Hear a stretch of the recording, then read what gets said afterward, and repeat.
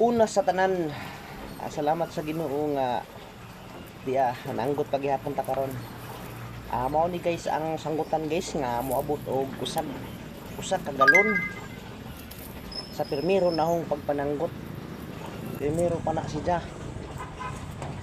Mao pay pag duha ka pusaw, primerong punto okay kaadyo. Ning tuba siya.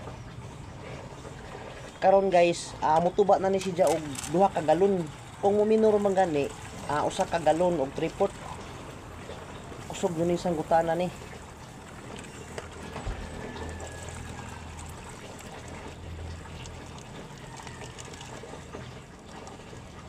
Tanawa, usa ra ka sahod, 3/4 na. Usa nakaha ug di mo timbre. Kaya ang sanggutan gyud guys, di pariha nga tuloy-tuloy ang tuba kay magsunod ta sa panahon. Di ta makabuot ana. Usahay mo kusog, usahay muhinay. Mao nay gingon nga way lahiro sa mananggutay. Kay ang panahon mo'y magbuot.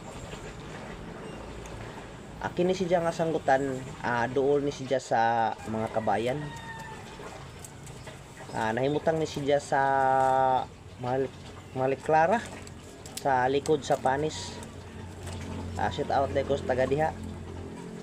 Tabuan lamang ko ninyo kung gusto mo inom og tuba. Basta limog bugra. Adyaw lamang tagaya kay mahurot ang atong dawat. Mao na siya ang ikaduha nga pusaw nga sahod.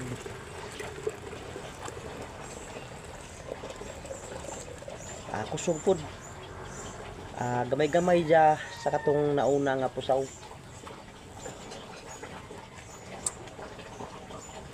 Pero di na ganisi.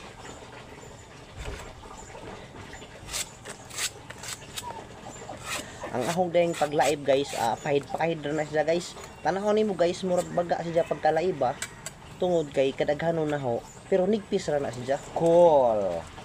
Ay nga na pag guys, pikit kung ladyo na ang imong hinupugan nga pikit sa strolis, ay nga naon mo para di mo pilit ang ijang suka, ang ijang tinabid, di mo istak sa imong gihupog nga panit sa saging.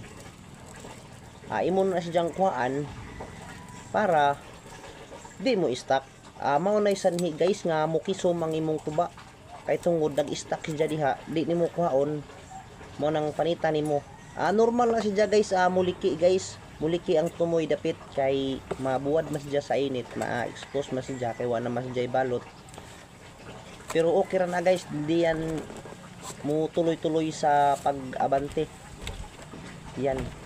Nagbadali ako niyan para mapakita ko lang sa inyo. Hindi ko na sinahod kasi yung mga sahod ko pag dating ng 2 araw, papalitan ko yan ng sahod para doon ko na sa baba hugasan para mahugasan ko ng maayos. Tapos palit na naman na ibang sahod. Ang resulta niyan, yung tuba mo ay hindi masyadong mapula kasi panay panibago. Pero yung mga ulibas niyan, yung tungog, iniipon ko rin yan tapos binibilad ulit. Yan ang teknik na para hindi sayang yung tungog, para maglubag talaga siya. Hindi mo naman pwede ituloy-tuloy yung tungog kasi mangangasim yun. Pwede yun kung marunong ka. Pero ngayon na hindi ka pa marunong, wag mong gawin yun.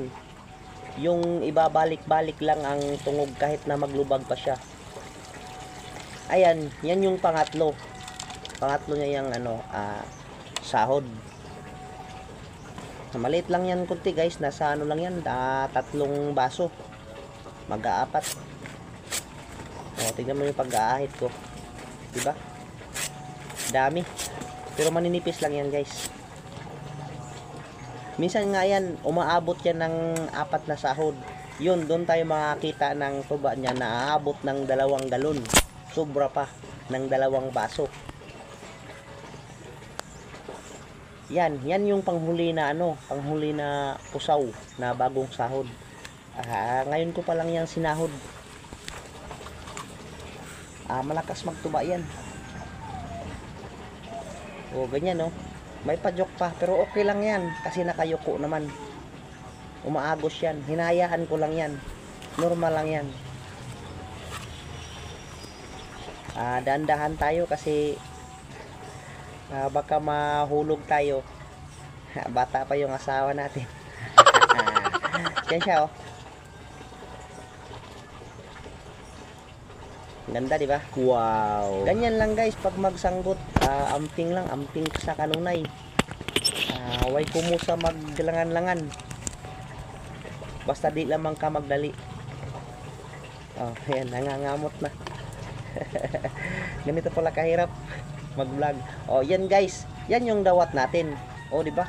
Hindi pa lumakas yung pinakahuli niya.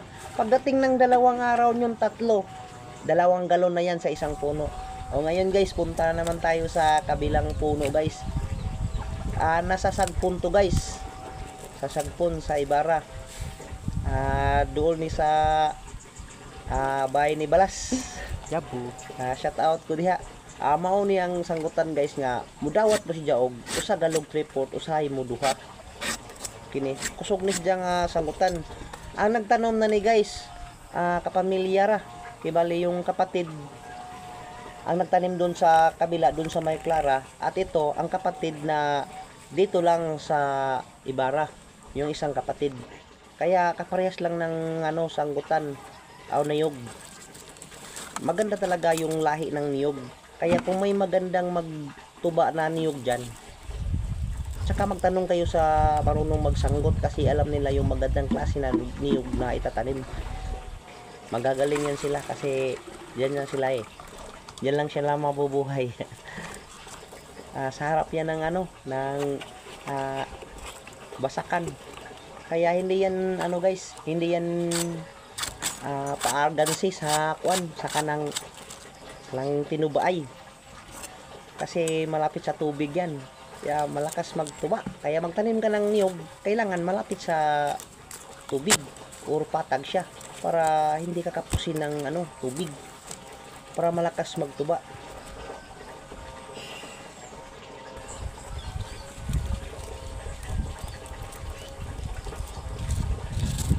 Yan yung pangalawa.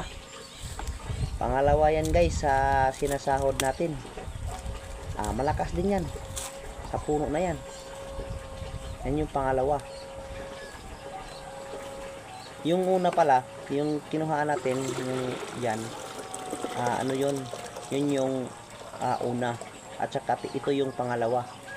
Kita mo guys na maputi yung maputi yung tuba ko na sahod yan.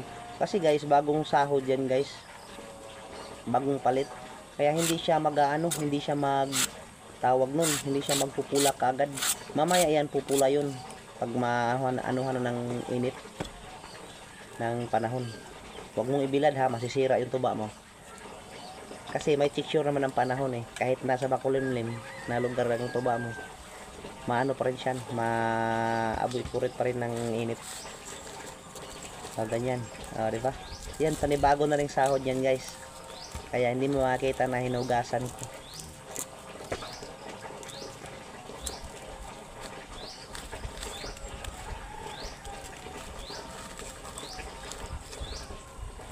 Ganyan lang guys, kung gusto kayo magsanggot guys, manood kayo sa mga video ko guys at magtanong. Saka i-share niya rin para tulong sa akin. Kahit like lang, okay na sa akin. Yun guys, sa lahat ng nag-follow sa akin at saka nag-share, nag-like, daghan ka yung salamat yun. Nihira dito kutob guys, salamat. Amping rata, kumananggot ha. Hinay-hinay ra. Kay di, binilumbaay ang atong